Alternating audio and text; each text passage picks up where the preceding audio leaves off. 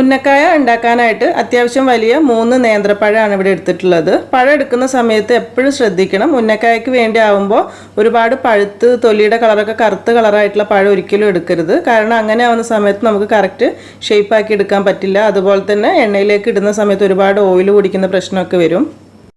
അപ്പോൾ അത്യാവശ്യം പഴുത്ത് വരുന്ന ആ ഒരു പഴം എടുക്കുക. എന്നാൽ തീരെ പഴുക്കാത്തതും എടുക്കരുത്, മധുരമൊന്നും ഉണ്ടാവില്ല, ഒരു കറ കുത്തുന്ന ടേസ്റ്റും ഉണ്ടാവും. അധികം പഴുക്കാത്ത രീതിയിലുള്ള പഴമാണ് എടുക്കേണ്ടത്. ഇനി ഇത് ആവിയിൽ പുഴുങ്ങിയെടുക്കുകയാണ് വേണ്ടത്. ആവശ്യത്തിനുള്ള വെള്ളം സ്ട്രീമറിൽ വെച്ച് തിളപ്പിച്ചിട്ട് അതിൻ്റെ മുകളിലുള്ള പാത്രത്തിലേക്ക് പഴം ഒരു 2 പീസായിട്ടാണ് മുറിച്ച് വെച്ചിട്ടുള്ളത്. തൊലി ഞാനിപ്പോൾ മാറ്റുന്നില്ല. തൊലി മാറ്റിയിട്ട് പുഴുങ്ങുന്ന സമയത്ത് പഴത്തിൻ്റെ ഉള്ളിലേക്ക് കൂടുതൽ വെള്ളം ഇറങ്ങുന്ന പോലത്തെ ഒരു ഫീലിംഗ് വരലുണ്ട്. അപ്പോൾ ഇങ്ങനെ ആവുന്ന സമയത്ത് കുറച്ചുകൂടെ എളുപ്പമാണ്. ഇതിനെ അടച്ചു വെച്ച് കഴിഞ്ഞിട്ട് മീഡിയം ഫ്ലെയിമിൽ ഒരു 10 മുതൽ 15 മിനിറ്റ് വരെ എന്തായാലും വേണ്ടിവരും കറക്റ്റ് വേവായി കിട്ടാനായിട്ട്. ഇപ്പോൾ ഒരു 15 മിനിറ്റ് കഴിഞ്ഞിട്ടുണ്ട്. പാകമായിട്ടുള്ളൊരു വേവാണിത്. കാരണം ഒരുപാട് തൊട്ട് നോക്കുന്ന സമയത്ത് ഒരുപാട് കുഴിഞ്ഞ് താഴേക്ക് പോകുന്നില്ല, എന്നാൽ ചെറുതായിട്ട് പ്രസ് ആവുന്നുണ്ട്. ഈ തൊലി ഇങ്ങനെ വിട്ട് വരുന്ന ആ പരുവൊന്നും ആവേണ്ട ആവശ്യമില്ല. കാരണം ഉന്നക്കായ്ക്ക് നല്ല ഷേപ്പ് എടുക്കാനായിട്ട് ഇതായിരിക്കും കറക്റ്റ്. അപ്പം ഇത് ഒരു സൈഡിലേക്ക് എടുത്ത് വെക്കുക. ചൂടോട് കൂടെ തന്നെ വേണം നമ്മളിതിന് കാര്യങ്ങളൊക്കെ ചെയ്യാൻ വേണ്ടിയിട്ട്. അപ്പോൾ പഴം ഇങ്ങനെ തൊലി മാറ്റിയതിന് ശേഷം ഇതിൻ്റെ ഉള്ളിൽ ആ ഒരു കറുത്ത കുരു ഉണ്ടല്ലോ, അത് മാറ്റി കളയുന്നതായിരിക്കും നല്ലത്. ഒരു സ്പൂൺ വെച്ചിട്ടോ കത്തി വെച്ചിട്ടോ ഇതുപോലെ ഒന്ന് എടുത്ത് കളയണം. അല്ലെങ്കിൽ ഇത് കുഴച്ചെടുക്കുന്ന സമയത്ത് ഭയങ്കര ബുദ്ധിമുട്ടായിരിക്കും. അപ്പോൾ എല്ലാ പഴവും ഞാൻ ആദ്യം തന്നെ അങ്ങനെ റെഡിയാക്കി എടുത്തിട്ടുണ്ട്. ഇനി ഇത് നല്ല ചൂടോട് കൂടെ തന്നെ വേണം കുഴച്ചെടുക്കാൻ വേണ്ടിയിട്ട്, എന്നാലേ നല്ല മയത്തിൽ കുഴച്ചെടുക്കാനായിട്ട് പറ്റുള്ളൂ. അപ്പോൾ ഇത് ഉടച്ചെടുക്കുന്ന സമയത്ത് എളുപ്പത്തിന് വേണമെന്നുണ്ടെങ്കിൽ ഒരു സ്റ്റീൽ ഗ്ലാസ് വെച്ച് ഉടച്ചെടുക്കുക. അതല്ലാന്നുണ്ടെങ്കിൽ ഇതുപോലത്തെ ഇഞ്ചി വെളുത്തിലൊക്കെ ചതയ്ക്കുന്ന കല്ലുണ്ടല്ലോ, അത് വെച്ചിട്ട് എങ്ങനെയാണ് നിങ്ങൾക്ക് എളുപ്പം അതുപോലെ ചെയ്തെടുക്കുക. ഞാനെപ്പോഴും ഇതുപോലെ സ്റ്റീൽ ഗ്ലാസ് വെച്ചിട്ട് കറക്റ്റ് ഇങ്ങനെ ഉടച്ചെടുക്കുകയാണ് ചെയ്യുന്നത്.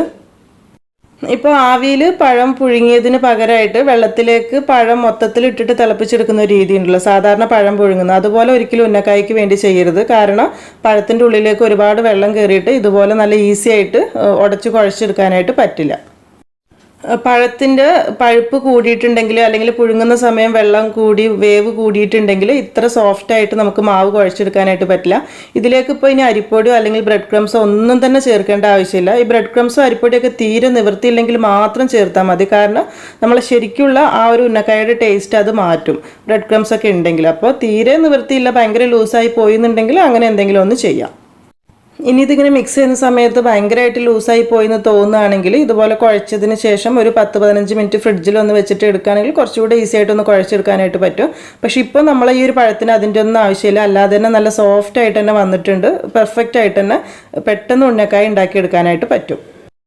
നന്നായിട്ട് ഉന്നക്കായ ഉണ്ടാക്കാൻ അറിയുന്ന ആളുകൾ വിചാരിക്കുന്നുണ്ടാവും ഈ പഴത്തിനെ കുറിച്ച് ഇത്രയും എക്സ്പ്ലെയിൻ ചെയ്യുന്നത് എന്താണെന്നുള്ളത്. ഞാൻ പറയാൻ കാരണം എന്താണെന്ന് വെച്ചാൽ 1-2 ആളുകൾ പ്രത്യേകിച്ച് റിക്വസ്റ്റ് ചെയ്തിട്ടുള്ളൊരു വീഡിയോ ആണ്. ഉന്നക്കായ ഉണ്ടാക്കുന്ന സമയത്ത് പെർഫെക്റ്റ് ആവുന്നില്ല, കറക്റ്റ് ആവുന്നില്ല, പഴത്തിനെ കുറിച്ചും കാര്യങ്ങളൊന്ന് വിശദീകരിച്ച് പറയണമെന്നുള്ളത്. ഏറ്റവും സിമ്പിളായിട്ടുള്ളൊരു സ്നാക്കാണ് ഉന്നക്കായ എന്ന് പറയുന്നത്. പഴവും തേങ്ങയും കൂടി ഉണ്ടെങ്കിൽ എളുപ്പത്തിൽ ഉണ്ടാക്കാൻ പറ്റുന്ന സ്നാക്കുമാണ്. പക്ഷേ നമ്മൾ എത്ര അറിയുന്നവരാണെങ്കിൽ പോലും ചില സമയത്ത് ഇത് ഫെയിലായി പോകലുണ്ട്. കാരണം ആ പഴത്തിൻ്റെ ഒരു മിക്സിംഗ് ആണ് ഇതിന് കാരണം. ഇനി പഴത്തിൻ്റെ കൂട്ട് റെസ്റ്റ് ചെയ്യാൻ വേണ്ടി വെക്കേണ്ട ആവശ്യമൊന്നുമില്ല, പെട്ടെന്ന് തന്നെ റെഡിയാക്കി എടുക്കുക. അപ്പോൾ നമുക്ക് ഇതിലേക്കുള്ള ഫില്ലിങ് റെഡിയാക്കണം. ആ ഒരു സമയത്ത് ഈ മാവ് ഒന്ന് അടച്ചു വെക്കുന്നതാണ് കേട്ടോ നല്ലത്. കാരണം മാവ് ഡ്രൈ ആയി പോകാതിരിക്കാൻ വേണ്ടിയിട്ടാണ്. ഇനി ഫില്ലിങ് റെഡിയാക്കാനായിട്ട് ഒരു പാൻ ചൂടാക്കിയിട്ട് അതിലേക്ക് ഒരു 2 ടേബിൾ സ്പൂൺ നെയ്യ് ചൂടാക്കിയെടുക്കാം. നെയ്യ് ചൂടാവുന്ന സമയത്തേക്ക് ഇതിലേക്ക് 1-2 ടേബിൾ സ്പൂൺ കാഷ്യൂനട്ട് ചെറുതായി മുറിച്ചത് ഇട്ടെടുത്തിട്ട് ഒന്നങ്ങ് റോസ്റ്റ് ചെയ്തെടുക്കാം. ഇതൊന്നും ഫ്രൈ ആയി വരുന്ന സമയത്ത് ഇതിലേക്ക് കുറച്ച് മുന്തിരി കൂടെ ചേർത്തിട്ട് ഒന്ന് വറുത്തെടുക്കാം. ഇതിലേക്ക് ഇനി ഒരു കപ്പ് തേങ്ങ ചിരവിയതോടെ ചേർത്ത് കൊടുക്കുക. ഒരു 1/4 കപ്പ് മുതൽ 1 കപ്പ് വരെ എന്തായാലും വേണ്ടി വരും. നമ്മൾ 3 പഴം എടുത്തിട്ടുണ്ടല്ലോ. തേങ്ങയും കാഷ്യൂ എല്ലാം കൂടെ നന്നായിട്ടൊന്ന് മിക്സ് ചെയ്ത് യോജിപ്പിച്ചിട്ട് തേങ്ങ ഒരു 1-2 മിനിറ്റ് ഒന്നങ്ങ് വറുത്തെടുക്കാം. തേങ്ങ അത്യാവശ്യം ചെറുതായിട്ടൊന്ന് വറവായി വരുന്ന സമയത്ത് ഇതിലേക്ക് ഒരു 2-3 ടേബിൾ സ്പൂൺ പഞ്ചസാര ചേർത്ത് കൊടുക്കുക. ഓരോരുത്തരുടെ മധുരത്തിനനുസരിച്ച് ചേർത്താൽ മതി. പിന്നെ നമ്മൾ എടുക്കുന്ന പഴത്തിന് മധുരം കുറവാണെന്നുണ്ടെങ്കിൽ ഈ ഒരു ഫില്ലിങ്ങിൽ മധുരം കൂട്ടിയെടുക്കുക, അല്ലാന്നുണ്ടെങ്കിൽ പഞ്ചസാരയുടെ അളവ് കുറയ്ക്കാം. മധുരം മൊത്തത്തിലൊന്ന് ബാലൻസ് ചെയ്യാൻ വേണ്ടിയിട്ട് ഒരു നുള്ളു ഉപ്പ് ചേർത്ത് കൊടുക്കുന്നുണ്ട്. കൂടുതലായി പോയ ടേസ്റ്റ് മൊത്തത്തിൽ മാറും. ഒരൊറ്റ നുള്ളു മതി. ലാസ്റ്റ് ഇതിലേക്ക് നല്ലൊരു ഫ്ലേവറിന് വേണ്ടിയിട്ട് ഒരു 1/4 ടീസ്പൂൺ ഏലക്കാപ്പൊടി കൂടെ ചേർത്തിട്ട് മിക്സ് ചെയ്തെടുക്കുക. ഇത്രയേ ഉള്ളൂ ഫില്ലിംഗ് എന്ന് പറയുന്നത്. ഗ്യാസ് ഓഫ് ചെയ്തിട്ടുണ്ട്. ഇപ്പോൾ ഈ ഫില്ലിംഗ് നിങ്ങൾക്ക് കുറച്ചുകൂടി മുരുമുരാന്ന് ഇരിക്കുന്നതാണ് താല്പര്യം എന്നുണ്ടെങ്കിൽ പഞ്ചസാര ആദ്യം ചേർക്കാതെ തേങ്ങ ഒക്കെ മൊത്തത്തിൽ വറുത്ത് കഴിഞ്ഞ് ലാസ്റ്റ് ചേർത്താൽ മതി. പക്ഷേ എനിക്ക് തേങ്ങ ഈ ഒരു രീതിയിൽ കുറച്ച് കുഴഞ്ഞിരിക്കുമ്പോഴാണ് കുറച്ചുകൂടി ടേസ്റ്റ് ആയിട്ട് തോന്നുന്നത്. ഞങ്ങളുടെ ഭാഗത്ത് എപ്പോഴും ഉന്നക്കായ ഉണ്ടാക്കുന്ന സമയത്ത് ഈ ഒരു തേങ്ങാക്കൂട്ട് മാത്രമേ ഉള്ളൂ. ചില ഭാഗങ്ങളിലൊക്കെ മുട്ട ചേർത്തിട്ടുള്ള മിക്സിംഗ് ഉണ്ട്. അത് താല്പര്യമുള്ളവർക്ക് വേണമെന്നുണ്ടെങ്കിൽ അങ്ങനെയും ചെയ്യാം കേട്ടോ. ഇനി ലാസ്റ്റ് വേണമെന്നുണ്ടെങ്കിൽ മധുരം നോക്കിയിട്ട് ഒരു ടീസ്പൂൺ പഞ്ചസാര കൂടെ ചേർത്ത് കൊടുക്കുക. ഗ്യാസൊക്കെ ഓഫ് ചെയ്തതിന് ശേഷം ഇടയ്ക്കൊരു പഞ്ചസാര ചെറുതായിട്ടൊന്ന് കടിക്കാൻ വേണ്ടിയിട്ടാണ്. അപ്പം ഈ ഒരു ഫില്ലിങ് ഒരു സൈഡിലേക്ക് മാറ്റി വെക്കാം. ഇനി ഇതെങ്ങനെയാണ് റെഡിയാക്കുന്നതെന്ന് നോക്കാം. നമ്മൾ സാധാരണ എപ്പോഴും ഉന്നക്കായയുടെ ഷേപ്പിലാണ് റെഡിയാക്കുന്നത്. അപ്പോൾ ഇതുപോലത്തെ അച്ചൊക്കെ കയ്യിലുണ്ട് എന്നുണ്ടെങ്കിൽ ഇതുപോലത്തെ ചെയ്തെടുക്കാം. ആദ്യം ഇതിൻ്റെ ഉൾഭാഗത്ത് കുറച്ച് എണ്ണ അല്ലെങ്കിൽ നെയ്യോ തടവി കൊടുത്തിട്ട് നമ്മൾ മുൻപ് ഒരു ഉള്ളി നിറച്ചത് ചെയ്ത വീഡിയോയിൽ ഈ ഒരു അച്ചിനെ കുറിച്ച് ഞാൻ പരിചയപ്പെടുത്തിയിട്ടുണ്ട്. അതിൻ്റെ ഉള്ളിലേക്ക് ഒരിത്തിരി നമ്മൾ റെഡിയാക്കി വെച്ചിട്ടുള്ള പഴത്തിൻ്റെ മിക്സ് ഉള്ളിലേക്ക് വെച്ച് കൊടുത്ത് വിരൽ ഉപയോഗിച്ച് നന്നായിട്ടൊന്ന് ഉൾഭാഗത്തേക്ക് പ്രസ് ചെയ്ത് കൊടുക്കണം. ഇതിൻ്റെ ഉള്ളിലേക്ക് കുറച്ച് തേങ്ങാക്കൂട്ട് എടുത്ത് വെച്ച് കൊടുക്കാം. അത്യാവശ്യം നന്നായിട്ടൊന്ന് പ്രസ് ചെയ്ത് ഉള്ളിലേക്ക് എടുത്തിച്ച് കൊടുക്കണം. സൈഡ് ഭാഗത്ത് വന്നിട്ടുള്ള പഴം വെച്ചിട്ട് മൊത്തത്തിൽ കവർ ചെയ്തെടുക്കണം. വേണമെന്നുണ്ടെങ്കിൽ ഇത്തിരി കൂടെ പഴം മുകളിൽ വെച്ച് കൊടുക്കുക. ഇനി ഇത് ഓപ്പൺ ചെയ്തിട്ട് പുറത്തെടുക്കുക. സൂക്ഷിച്ചെടുക്കണം.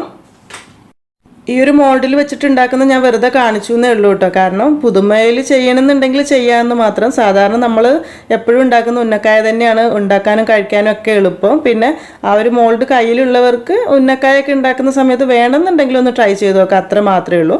സാധാരണ ഉന്നക്കായ ഉണ്ടാക്കുന്ന സമയത്ത് ഇതുപോലെ ചെറിയൊരു ബോൾ എടുത്ത് കയ്യിൽ വെക്കുക. കയ്യിലൊരു ഇത്തിരി എണ്ണയോ നെയ്യോ തടവുന്നതായിരിക്കും നല്ലത്. അത്യാവശ്യം നന്നായിട്ടൊന്ന് പരത്തി കൊടുക്കാം. ഒരുപാട് കാലം കുറഞ്ഞു പോകരുത്, പൊട്ടിപ്പോകാനുള്ള ചാൻസ് ഉണ്ടാവും. പക്ഷെ ഒരുപാട് കാലം കൂടാനും പാടില്ല. അങ്ങനെ ആകുമ്പോൾ കഴിക്കുന്ന സമയത്ത് പഴത്തിൻ്റെ ഒരു ടേസ്റ്റ് മാത്രം മുൻപിൽ നിൽക്കും. ഇനി ഇതിൻ്റെ ഉള്ളിലേക്ക് കുറച്ച് ഫില്ലിങ് വെച്ച് കൊടുക്കുക. ഒന്നങ്ങ് വിരൽ വെച്ച് പ്രസ് ചെയ്ത് കൊടുത്തിട്ട് ഇതുപോലെ ആക്കി കൊടുത്തിട്ട് രണ്ട് ഭാഗം കൂടെ ഒന്ന് കൂട്ടി യോജിപ്പിച്ച് കൊടുക്കുക.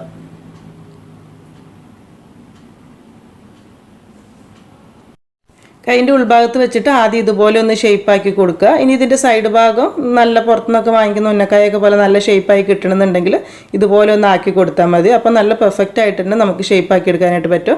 പിന്നെ ഉന്നക്കായുടെ വലുപ്പം ഓരോരുത്തർക്കും ഇഷ്ടമുള്ള പോലെ ചെയ്യട്ടോ. ഒരുപാട് വലുത് വേണമെന്നില്ല, ഈ ഒരു രീതിയായിരിക്കും നല്ലത്. നിങ്ങൾക്ക് അത് ഇഷ്ടമുള്ള പോലെ ചെയ്യാം. ഇതുപോലെ ആക്കി കൊടുക്കുകയാണെങ്കിൽ നല്ല പെർഫെക്റ്റ് ആയിട്ടുള്ള ഉന്നക്കായനെ ഉണ്ടാക്കിയെടുക്കാനായിട്ട് പറ്റും. ഇപ്പോൾ ഇത് കാണുന്ന സമയത്ത് തന്നെ നമുക്ക് മനസ്സിലാവും ആ പഴത്തിൻ്റെ ഉള്ളിലെ കറുപ്പൊക്കെ മാറ്റി കളഞ്ഞതുകൊണ്ട് മൊത്തത്തിൽ പഴം നല്ല സോഫ്റ്റായി ഉടച്ചെടുത്തുകൊണ്ടൊക്കെ നല്ലൊരു ഉന്നക്കായ ആയിട്ടാണ് കിട്ടിയിട്ടുള്ളത്. അപ്പോൾ ഇനി ഇതുപോലെ തന്നെ ബാക്കിയുള്ളതെല്ലാം ചെയ്തെടുക്കാം. ഇപ്പോൾ എല്ലാം തന്നെ കറക്റ്റാക്കി എടുത്തിട്ടുണ്ട്. ആ ഉള്ളിയുടെ ഷേപ്പിലുള്ള ഒരു 8 എണ്ണവും സാധാ നമ്മുടെ നോർമൽ ഉന്നക്കായ ഒരു 4 എണ്ണമാണ് ഉള്ളത്. അപ്പോൾ നമ്മൾ എടുത്തിട്ടുള്ള ഒരു 3 പഴം വെച്ചിട്ട് ഈ ഒരു അളവിലാണ് കേട്ടോ ഉണ്ടാക്കാനായിട്ട് പറ്റുക. ഇനി ഇതൊന്നും ചെയ്യാനില്ല, പെട്ടെന്ന് തന്നെ ഓയിൽ ചൂടാക്കി എടുക്കുക. അതിലേക്ക് ഇതിട്ടിട്ട് വറുത്തെടുക്കുക. പിന്നെ എണ്ണയിലേക്ക് ഇടുന്ന സമയത്ത് ഒരു കാര്യം ശ്രദ്ധിക്കണം, ഹൈ ഫ്ലെയിം വേണ്ട. കാരണം പഴത്തിന് കോട്ടിംഗ് ഒന്നും ഇല്ലാത്തതുകൊണ്ട് തന്നെ പെട്ടെന്ന് കളറ് മാറും. അപ്പോൾ അതുകൊണ്ട് തന്നെ അതൊന്ന് ശ്രദ്ധിക്കണം. ഒരു മീഡിയം ഫ്ലെയിമിൽ ഫ്രൈ ചെയ്തെടുത്താൽ മതി. പിന്നെ ഉൾഭാഗത്തും പുറത്തൊന്നും വേവാനൊന്നുമില്ല, ഒന്ന് കളറ് മാറി വന്നാൽ മാത്രം മതി. ചെറിയ തീയിൽ ഇട്ട് കൊടുക്കണ്ട. കാരണം ചെറിയ തീയിലാവുന്ന സമയത്ത് പെട്ടെന്ന് തന്നെ എണ്ണ കൂടുതൽ കുടിക്കാനുള്ള ചാൻസ് ഉണ്ട്. അപ്പോൾ ഒരു ഭാഗം ആവുന്ന സമയത്ത് ഒന്ന് തിരിച്ചും മറിച്ചും ഇട്ട് കൊടുത്തിട്ട് ഫ്രൈ ചെയ്തെടുക്കാം. രണ്ട് ഭാഗവും റെഡി ആവുന്ന സമയത്ത് ഇത് എണ്ണയിൽ നിന്ന് മാറ്റിയെടുക്കുക. പെട്ടെന്ന് തന്നെ കളർ മാറും കേട്ടോ. ചിലപ്പോൾ പെട്ടെന്ന് കരിയാനുള്ള ചാൻസ് ഉണ്ട്. അപ്പോൾ വേഗം തന്നെ എണ്ണയിൽ നിന്ന് മാറ്റിയെടുത്തിട്ടുണ്ട്. ഇനി ഇതുപോലെ തന്നെ ബാക്കിയുള്ളതോടെ ഫ്രൈ ചെയ്തെടുക്കാം. എപ്പോഴും ഉണ്ടാക്കാനും കഴിക്കാനും നല്ലത് ഈ ഒരു ഷേപ്പിൽ ഉന്നക്കായ ഉണ്ടാക്കുമ്പോൾ തന്നെയാണ്. പിന്നെ നമ്മൾ ആ ഒരു രീതിയിലുള്ള ഒരു പുതുമയിൽ കാണിച്ചു എന്ന് മാത്രം. അപ്പോൾ ഇതും ഫ്രൈ ചെയ്ത് റെഡി ആയിട്ടുണ്ട്. എണ്ണയിൽ നിന്ന് വേഗം തന്നെ മാറ്റാം. ആദ്യം പറഞ്ഞതുപോലെ തന്നെ എല്ലാവരും ഉന്നക്കായ ഉണ്ടാക്കുന്നവർ തന്നെയായിരിക്കും. എന്നാലും അറിയാത്ത ആരെങ്കിലും ഉണ്ടെങ്കിൽ അവർക്ക് ഇത് യൂസ്ഫുൾ ആവട്ടെ. ചെയ്ത് നോക്കിയിട്ട് ഫീഡ്ബാക്കൊക്കെ അറിയിക്കുക. അതുപോലെ തന്നെ നമ്മുടെ വീഡിയോ ഇഷ്ടമായിട്ടുണ്ടെങ്കിൽ എന്തായാലും ലൈക്ക് ചെയ്യാനും ഷെയർ ചെയ്യാനും പിന്നെ സബ്സ്ക്രൈബ് ചെയ്യാത്തവരുണ്ടെങ്കിൽ സബ്സ്ക്രൈബ് ചെയ്യാനും മറക്കരുത് കേട്ടോ. താങ്ക്